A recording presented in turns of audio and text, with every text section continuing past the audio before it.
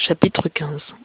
Après ces choses, la parole de l'Éternel fut adressée à Abram dans une vision en disant : Ne crains point, Abram, je suis ton bouclier et ta très grande récompense.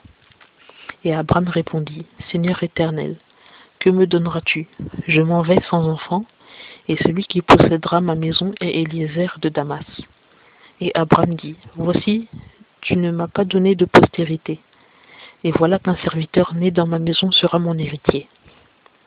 Et voici la parole de l'Éternel lui fut adressée en disant : Celui-ci ne sera point ton héritier, mais celui qui sortira de tes entrailles sera ton héritier.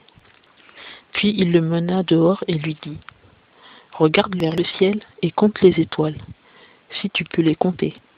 Et il lui dit : Ainsi sera ta postérité. Et Abram crut à l'Éternel qui lui imputa cela à justice. Et il lui dit : Je suis l'Éternel qui t'a fait sortir d'Ur des Chaldéens, afin de te donner ce pays pour le posséder.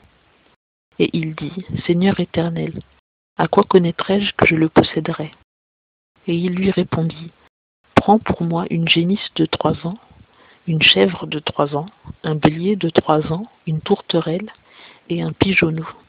Et il prit toutes ces choses et les partagea par le milieu, et il mit chaque moitié vis-à-vis de l'autre. Mais il ne partagea point les oiseaux. Et les oiseaux de proie fondirent sur ces bêtes mortes, mais Abram les chassa. Et comme le soleil allait se coucher, un profond sommeil tomba sur Abram. Et voici une terreur, une obscurité profonde tomba sur lui.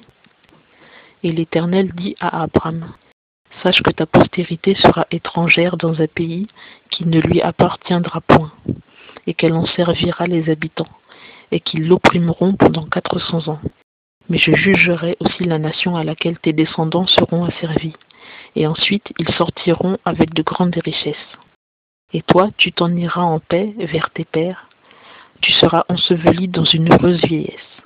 Et à la 4e génération, ils reviendront ici, car l'iniquité de l'Amoréen n'est pas encore à son comble. Et lorsque le soleil fut couché, il y eut une obscurité épaisse. Et voici, il y eut une fournaise fumante et une flamme de feu qui passa entre les chairs partagées. En ce jour-là, l'Éternel traita alliance avec Abram en disant : Je donne ce pays à ta postérité, depuis le fleuve d'Égypte jusqu'au grand fleuve, au fleuve d'Euphrate.